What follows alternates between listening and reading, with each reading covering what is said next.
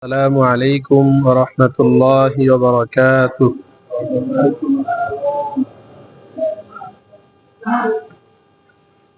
الحمد لله رب العالمين، والعاقبة للمتقين، والصلاة والسلام على سيد الأنبياء والمرسلين وعلى آله وأصحابه أجمعين. أما بعد، فأعوذ بالله من الشيطان الرجيم. بسم الله الرحمن الرحيم.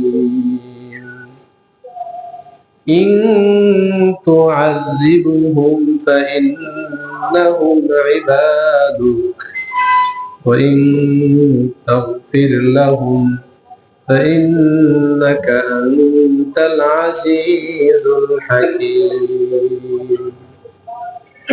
وقال الله تعالى: يا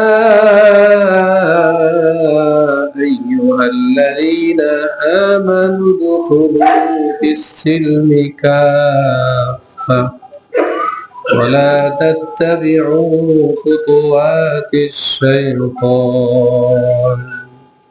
إنه لكم عدو مبين. وقال النبي صلى الله عليه وسلم: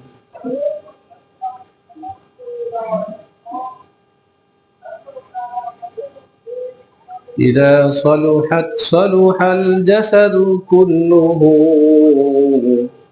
وإذا فسدت فسد الجسد كله، ألا وهي القلب، أو كما قال النبي صلى الله عليه وسلم: آمنت بالله صدق الله مولانا العظيم، وصدق رسوله النبي الكريم، ونحن على ذلك لمن الشاهدين والشاكرين، والحمد لله رب العالمين.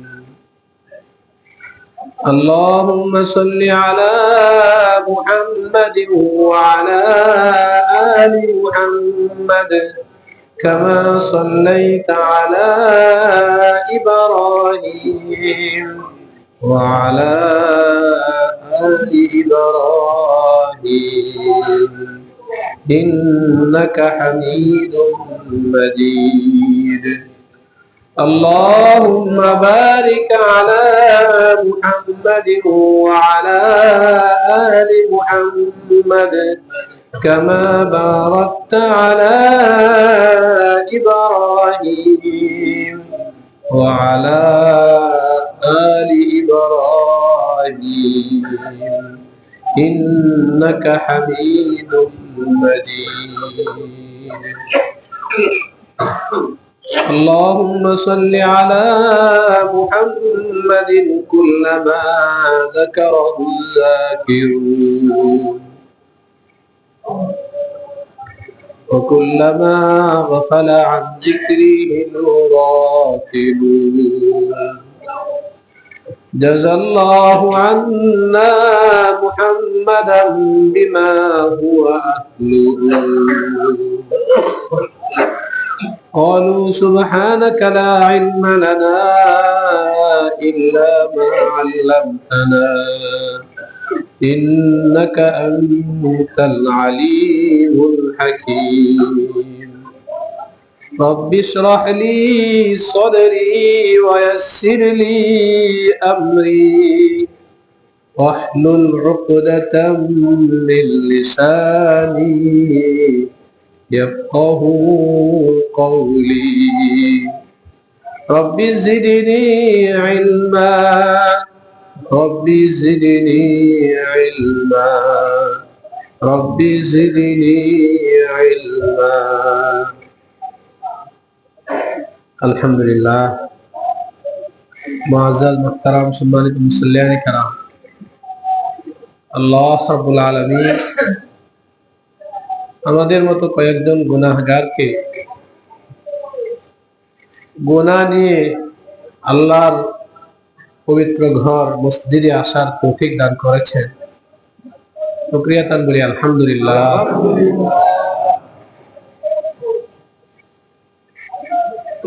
আমার ভাইরা, ভালো ব্যক্তি এবং ভালো বস্তুকে দুনিয়ার সব মানুষ মূল্যায়ন করে, খারাপ ব্যক্তি খারাপ বস্তুকে দুনিয়ার মানুষ মূল্যায়ন করে না। এমনকি ব্যক্তি যদি নিজেও খারাপ হয়, নিজে খারাপ, এরপরও সে ভালোটাকেই মূল্যায়ন করে, খারাপকে মূল্যায়ন করে না। এক চোর, সে সবসময় ওই ভালো ব্যক্তিকে কদর করে, তার মতো যে চোর ওকে কদর করে না। ভালোকে সবাই পছন্দ করে, মহব্বত করে, এটা দুনিয়ার নেচার। বাড়ির কলিং বেল টিপ দেওয়া হলো, তো সিদ্ধ দিয়ে দেখে যে আসলো সে পরিচিত কিনা, তাকে চিনে কিনা, সে ভালো কিনা, চেহারা অবয়ব সবকিছুতেই সে আগে মূল্যায়ন করে আমার দরজা খোলা ঠিক হবে কি না। যদি দিল বলে না ঠিক আছে খোলা যায়, তখনই সে খুলে। তো ভালো ব্যক্তির জন্য দরজা খুলে যায়, খারাপ ব্যক্তির জন্য দরজা খুলে না।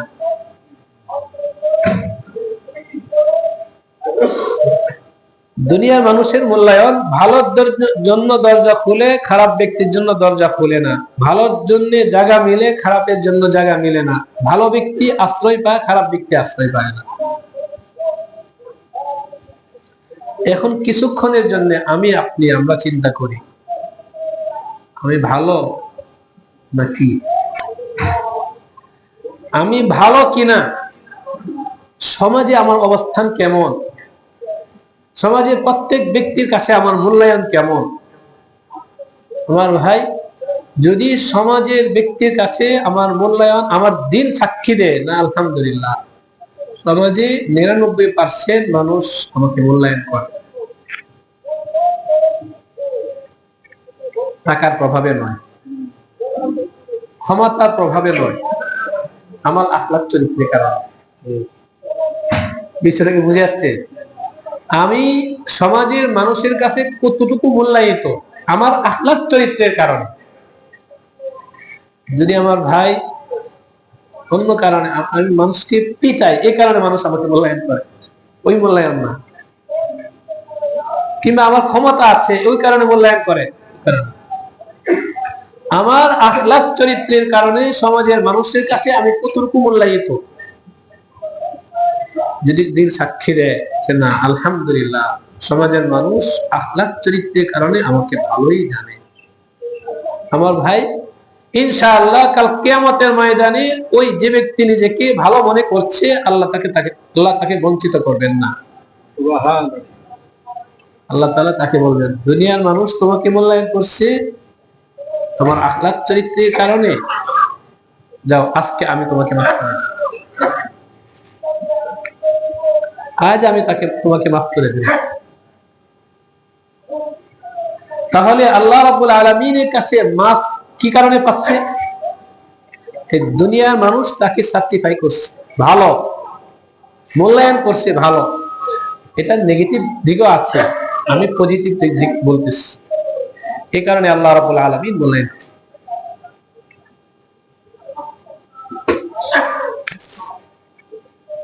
এই ব্যাপারে এই যে বয়ানটা বললাম, আমি ভালো যদি হই দুনিয়ার মানুষের কাছে,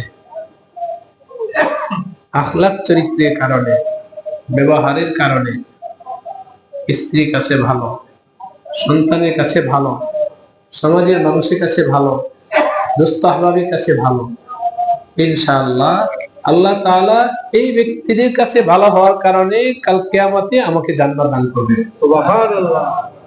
আর যদি দোস্ত স্ত্রীর কাছে ভালো নই, সন্তানের কাছে ভালো নই, দোস্ত আহবাবের কাছে ভালো নই, আখলাক চরিত্রের দিক থেকে, আমি কথাটা বারবার বলতেছি, আখলাক চরিত্রের দিক থেকে, ব্যবহারের দিক থেকে দোস্ত আহবাবের কাছে ভালো নই, আল্লাহ রাব্বুল আলামিন বলবেন তোমার জন্য জাহান্নাম অবধারিত। হাদিসে আসছে, হাদিসের দুইটা অংশ বলবো। এক গুনাহগার হাসরের ময়দানে বিচার কার্য যখন চলতে থাকবে, সে একটা মাত্র নেকির জন্য জান্নাতে যেতে পারছে না। ওই সময় সেই আল্লাহ রাব্বুল আলামিন তাকে ক্ষমতা দিবেন, সে হাসরের ময়দানে অনেক দৌড়াতে থাকবে, বুক ভরা আশা নিয়ে মার কাছে যাবে, মা আমাকে একটা নেকি দেন। ইয়াউমা ইয়াফিরুল মারউ মিন আখিহি ওয়া উম্মিহি ওয়া আবিহি ওয়া সাহিবাতিহি ওয়া বানিহি। মা বলবেন আমি তোমাকে চিনি না। মার থেকে নিরাশ হয়ে ওই ব্যক্তি বুক ভরা আশা নিয়ে বাবার কাছে যাবে, বাবা দেন, একটা লিখে দেন। আমার ভাই ও দোস্ত, ওই সময় চাওয়ার যে আবেদন, ওই আবেদন এখন আমরা ভাষায় ব্যক্ত করতে পারবো না, এবং ওই সময় কি অবস্থা হবে এটা আমরা বর্ণনা করতে পারবো না, কিন্তু কুরআন বলছে বাবা একই কথা বলবে, ওয়াতাকাত্তাআত বিহিমুল আসবাব, আজ কোনো সম্পর্ক চলবে না, না না না আমি তোমাকে চিনি না, ওয়াতাকাত্তাআত বিহিমুল আসবাব, সম্পর্ক চলবে না। স্ত্রীর কাছে যাবে, স্ত্রীও বলবে চলবে, নফসি নফসি নফসি। মা দিল না, বাবা দিল না, স্ত্রী দিল না, কলিজার টুকরা সন্তানের কাছে যাবে, বাবা বুক ভরা আশা নিয়ে আমি একটা মাত্র নেকির জন্য তোমার কাছে আসলাম, দাও আমাকে। সন্তানও বলবে আমি আপনাকে চিনি না। সবকিছু শেষ হওয়ার পরে সবার কাছে যাওয়ার পরে এক পর্যায়ে আল্লাহই সব ব্যবস্থা করে দিবেন। এক পর্যায়ে ওই জায়গায় একজন ব্যক্তি থাকবে যার কেবলমাত্র একটা নেকি আছে, বাকি সব হলো গুনাহ। আল্লাহ তাআলা ওই ব্যক্তিকে ওই তার কাছে পৌঁছাবেন, ভাই মা বঞ্চিত করেছে, বাবা বঞ্চিত করেছে, সবাই বঞ্চিত করেছে, তুমি যদি একটা নেকি দিতা। তখন ওই গুনাহগার চিন্তা করবে আমার এক নেকি দিয়ে আমি কিভাবে জান্নাতে যাব। এই বেচারা একটা নেকির কারণে জান্নাতে যেতে পারছে না, আর আমার সবগুলো হলো বদ, মাত্র একটা নেকি, এই এক নেকি দিয়ে আমি কিভাবে জান্নাতে যাব। যা আমার জন্য তো জাহান্নাম অবধারিতই। ওই বান্দা, সব আল্লাহই করছেন, ওই বান্দা বলবে যাও আমি তোমাকে আমার একটা নেকি দিয়ে দিলাম। এখন ওই ব্যক্তি তার থেকে এক নেকি নিয়ে সে জান্নাতের পথে রওনা হবে। এমন সময় আসমান গায়বী আওয়াজ আসবে, এই বান্দা তোমাকে কে নেকি দিল। এই জায়গা তো কেউ কাউকে দেওয়ার জন্য নয়। আল্লাহ আমাদের সবাইকে বুঝবার তৌফিক দান করে। কেউ দিবে না, কেউ দিবে না। কে দিল বলেন, আল্লাহ জানেন কিনা? আল্লাহ তো জানেন, এবং সবকিছু তো তিনি ব্যবস্থা করছেন, সবকিছু তিনি দেখতেছেন। এরপরেও একটা আনন্দ ঘন মুহূর্ত হবে, আল্লাহ জিজ্ঞাসা করবেন কে দিল তোমাকে। ওই ব্যক্তি আনন্দে আপ্লুত হয়ে খুশির সাথে সে বলবে, আল্লাহ আপনার অমুক বান্দা সে আমাকে একটি নেকি দিয়ে অনেক বড় উপকার করেছে। আর নেকি কয়টা আছে? বলবে আল্লাহ তার তো কোনো নেকি নাই, একটাই নেকি ছিল আর সবগুলো হলো বদ। আল্লাহ রাব্বুল আলামিন বলবেন কোনো নেকি নাই, সবগুলোই বদ। যার কথার কথা 10টা বাড়ি, তার কি আর বাড়ির প্রয়োজন আছে? আর যার মোটে বাড়ি নাই তার তো প্রয়োজন বেশি, তার মাত্র এক নেকি, জান্নাতে যাওয়ার জন্য তো তার আরো অনেক বেশি প্রয়োজন। এত প্রয়োজন থাকা সত্ত্বেও এই হাসরের ময়দানে ওই বান্দা যদি দান করতে পারে, বান্দা শোনো, দুনিয়ার মানুষ যত দেয় তার চেয়েও বেশি দেনেওয়ালা আমি আল্লাহ রাব্বুল আলামিন। মহাদাতা, মহাদাতা, আল্লাহর মতো কেউ দিতে পারে না, আল্লাহর মতো কেউ দিতে পারে না। আজকে কঠিন বিচারের দিনে ওই বান্দা তার এক নেকি দিয়ে তোমার প্রতি ইহসান করেছে, আমি আল্লাহ তো আরো অনেক বেশি দিতে পারি, আমি আল্লাহ তার সবগুলো বদকে নেকি বানায় তার জন্য জান্নাতের ফয়সালা করব।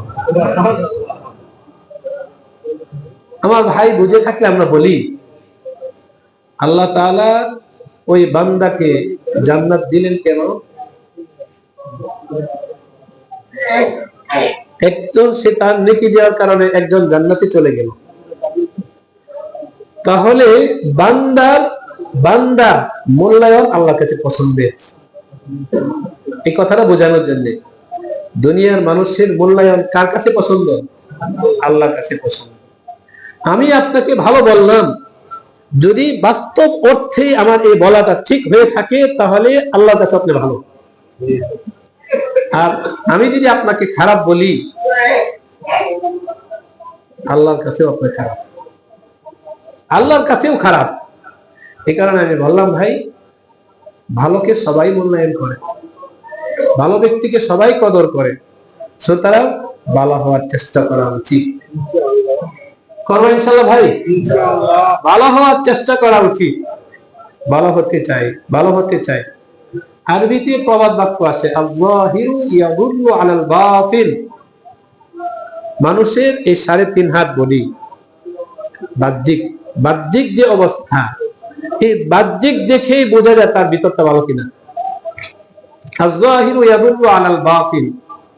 যেমন মক্কার কাফেররা মুহাম্মদ সাল্লাল্লাহু আলাইহি ওয়াসাল্লামের ব্যাপারে নানা বিরূপ মন্তব্য শুনতে শুনতে শুনতে একেবারে আমাদের নবীর প্রতি তাদের ঘৃণা ভাবছিল।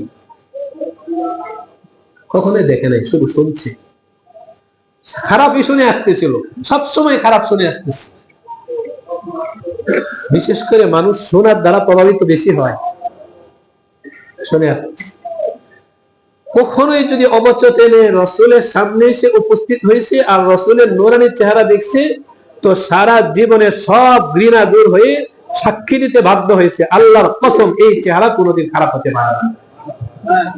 সাক্ষী দিচ্ছে, এখানে তো কোনো বয়ান চলে নেই, শুধুমাত্র দেখছে রসুলের নূরানী চেহারা, মুবারক চেহারা, আর অকপটে ঘোর শত্রু সাক্ষী দিতেছে, লাইসা হাদাল ওয়াজহু লাইসা বিকাযযাব, এই চেহারা কখনোই মিথ্যা হতে পারে না। তো দেখেই তো বললাম, ভালো দেখলেই বোঝা যায়, দেখলেই বোঝা যায়। আয-যাহিরু ইয়াদুল্লু আলাল বাতিল।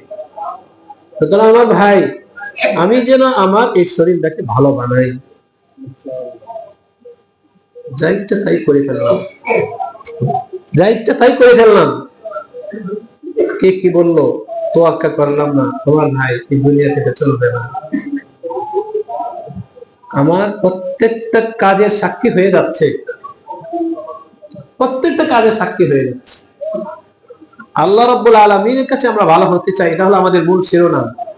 কিন্তু দুনিয়ার মানুষের কাছেও ভালো হওয়া উচিত, এই চেষ্টা থাকা উচিত।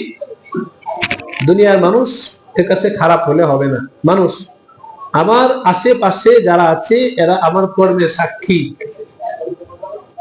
এরা আমার কাজের সাক্ষী। কাল কিয়ামতের ময়দানে এরা আমার পক্ষে কিংবা বিপক্ষে সুপারিশ করবে। গত জুমায়ের মাল থেকে ৫,৬৮৪, দান বাক্স থেকে ২,৩১৩, মোট ৭,৯৯৭ টাকা অর্জন হয়েছে। আল্লাহ রাব্বুল আলামিন আমাদের সকলের দানকে কবুল করে নেন। আমার ভাইয়েরা রুমাল নিয়ে আসতেছেন।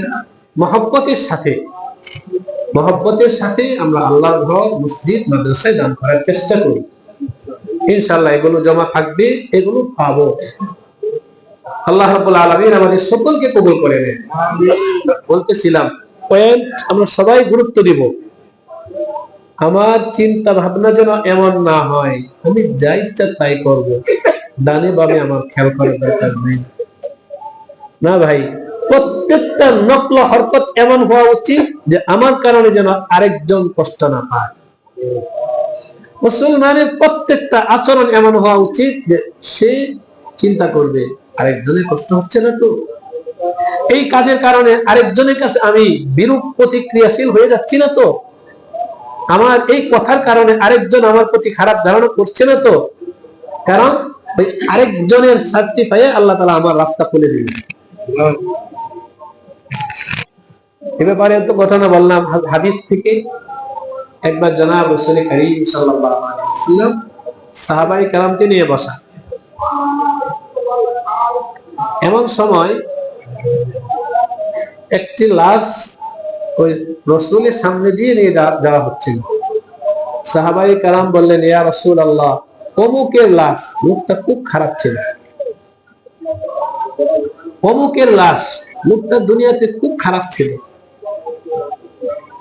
রাসূল সাল্লাল্লাহু আলাইহি ওয়াসাল্লাম বললেন, ওয়াজাবাত। ওয়াজাবাতের অর্থ হলো, অর্থ পরে বলবো না, শুধু রাসূল বললেন ওয়াজাবাত। এরপরে রাসূল চুপ, আর কোনো কথা নেই। সাহাবায়ে কেরাম রাসূলের সামনে ওই চুপ করেই থাকতেন। বসে থাকা এটাই হলো আমল। বিশ্বনবীর সামনে বসে থাকবেন, রাসূলের নূরানী চেহারা দেখবেন। এমন জান্নাতি পরিবেশে বসে থাকলেই দিল নরম হয়, দিল শান্ত হয়, দিলে মধুর মতো মজা অনুভব হয়। কিছুক্ষণ পরে আরেকটি লাশ নিয়ে যাওয়া হচ্ছে। সাহাবায়ে কেরাম বললেন, ইয়া রাসূলুল্লাহ, অমুকের লাশ, লোকটা অনেক ভালো ছিল। রাসূল আবার বললেন ওয়াজাবাত। বলেন তো প্রথম লাশ নিয়ে যাওয়ার সময় রাসূল কি বলছিলেন? ওয়াজাবাত। দ্বিতীয় লাশ নিয়ে যাওয়ার সময় রাসূল বললেন ওয়াজাবাত। প্রথম লাশের ব্যাপারে সাহাবায়ে কেরামের মন্তব্য কি ছিল? খারাপ ছিল। দ্বিতীয় লাশের ব্যাপারে সাহাবায়ে কেরামের মন্তব্য ছিল ভালো। কিন্তু রাসূলের কথা তো একটাই, ওয়াজাবাত। ওই মজলিসে হযরত উমর ফারুক রাদিয়াল্লাহু আনহু ছিলেন। উমর ফারুক রাদিয়াল্লাহু আনহু বললেন, ইয়া রাসূলুল্লাহ, বুঝি নাই, একই দুই ব্যক্তির ব্যাপারে আপনার একই কথা ওয়াজাবাত, এই ওয়াজাবাতের কি অর্থ? রাসূল সাল্লাল্লাহু আলাইহি ওয়াসাল্লাম বললেন, হে আমার সাহাবীরা, প্রথম ব্যক্তির ব্যাপারে যখন তোমরা বললে লোকটি ভালো ছিল না, তো আল্লাহ রাব্বুল আলামিন জিবরাইলের মাধ্যমে আমাকে জানাইলেন এদের কাছে যেহেতু লোকটা ভালো না, আমি আল্লাহর কাছেও ভালো না, ওর জন্য জাহান্নাম। এই কারণে রাসূল বললেন ওয়াজাবাতিন নার। এই সাহাবীরা ওই লোককে ভালো না বলার কারণে আল্লাহ রাব্বুল আলামিন দুনিয়া থাকতেই রাসূলের মাধ্যমে জানিয়ে দিলেন ওই লোকটা জাহান্নামী। ওয়াজাবাত মানে ওয়াজিব, জাহান্নাম ওয়াজিব হয়ে গেল।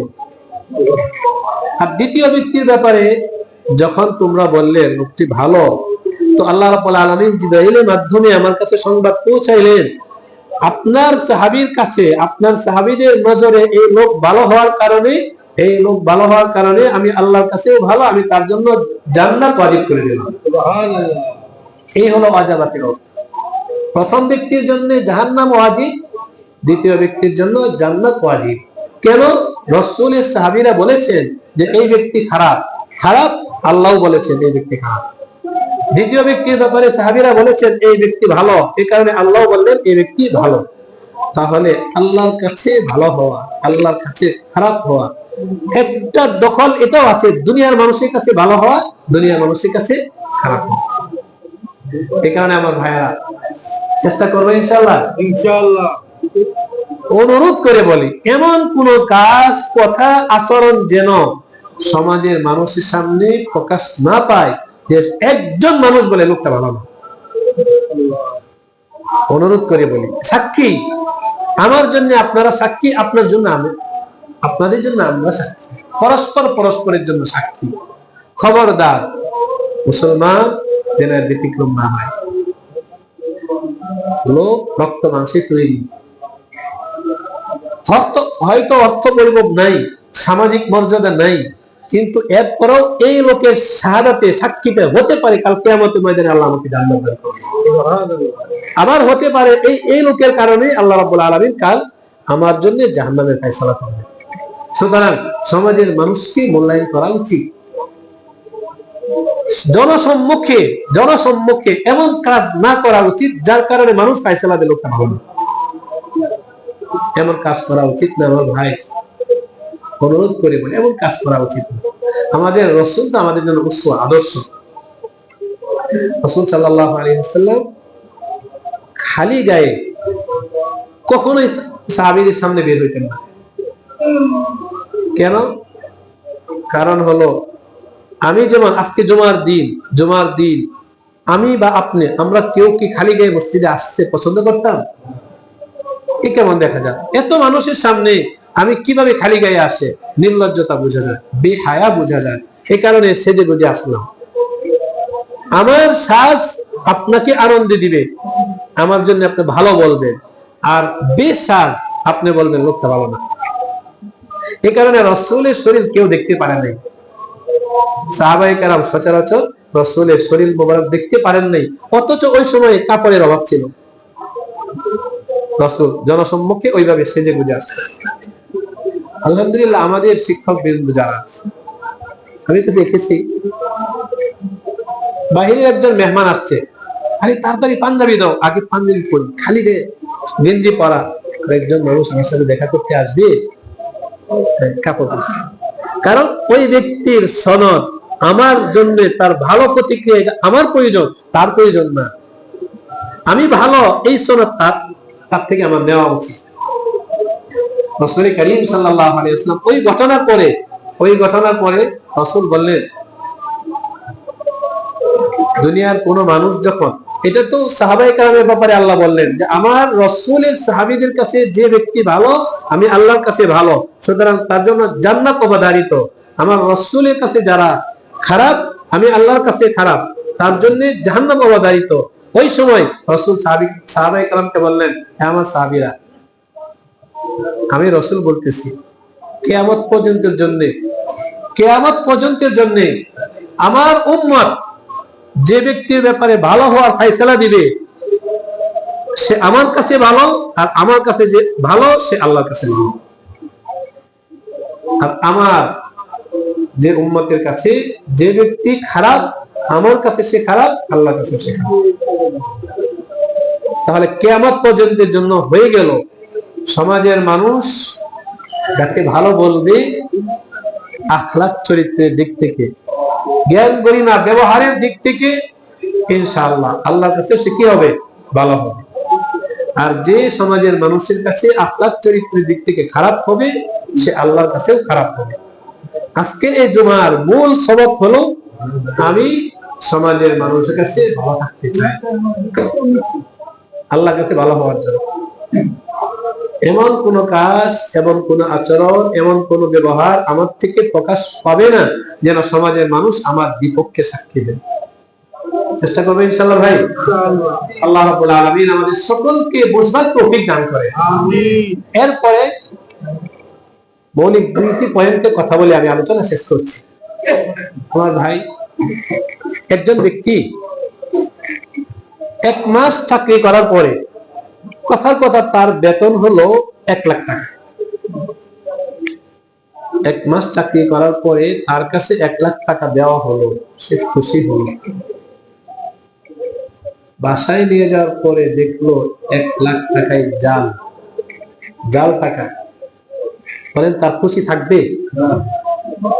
খুশি থাকবে না। 1 মাসের পরিশ্রম, স্ত্রী সন্তান তিনি চলার মতো ব্যবস্থা, যখন দেখলো পুরাটাই পণ্ডশ্রম, আর কোনো কাজে আসবে না। ওই ব্যক্তি যদি সুস্থ হয় তাহলে তার মুখে হাসি থাকবে না, দিল ব্যথিত হবে।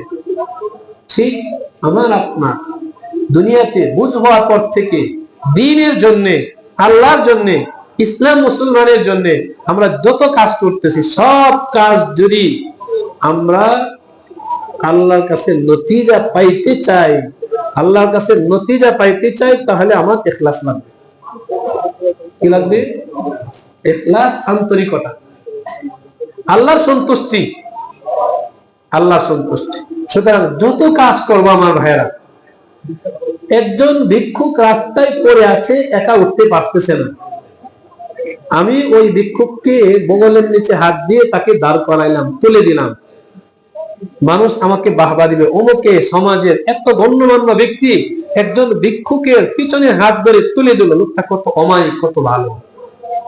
তাহলে আমি তুললাম, মানুষ আমাকে ভালো বলবে এই কারণে তুলবো, নাকি এ আমার আল্লাহর বান্দা, এই বান্দাকে যে মাওলা সৃষ্টি করেছেন, আমাকেও ওই মাওলাই সৃষ্টি করেছেন, আমরা পরস্পর ভাই ভাই, আল্লাহ আমাকে ভালো রেখেছেন, এই ভাই আজকে খারাপ পজিশনে আছে, দিলে ব্যথা নেই, আল্লাহর দিকে তাকিয়ে আল্লাহর মহব্বতে ওই ভাইকে তুললাম।